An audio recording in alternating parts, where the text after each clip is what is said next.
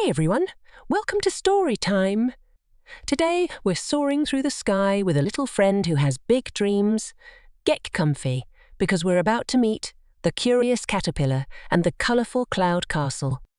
In a vibrant garden nestled amongst juicy leaves lived a tiny caterpillar named Pip. Unlike his brothers and sisters who munched contentedly on leaves, Pip wasn't interested in growing big and fat. He dreamed of grand adventures, of fluffy clouds and the vast blue sky. One sunny morning, as Pip munched on a particularly delicious leaf, he noticed a magnificent sight. A giant castle built entirely of fluffy clouds. It shimmered with every colour imaginable, with towers that reached towards. Pip's heart fluttered with excitement. He had to get to that cloud castle. But how? Pip was just a tiny caterpillar with no wings or magic beans. He couldn't climb a tree, let alone reach all the way to the sky. Dejected, Pip curled up on his leaf, feeling. Suddenly, a gentle breeze swept past, carrying the voice of a wise old ladybug named Luna. "Why the long face, little one?" Luna asked kindly.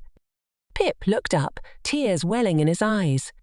"I want to reach the cloud castle," he said, "but I'm just a caterpillar." Luna chuckled. "Little Pip," she said, "even the smallest creature can achieve great things. Sometimes all you need is a little help from a friend." Luna then pointed to a nearby patch of wildflowers. "See those beautiful butterflies?" she asked. "They might be just the ones to help you on your way." Pip had never seen butterflies before. They were breathtaking, with wings the colour of stained glass. Hesitantly, Pip approached them. "Excuse me," he squeaked. "Would you please take me to the cloud castle?" The butterflies giggled. A caterpillar in the cloud castle. That's a new one.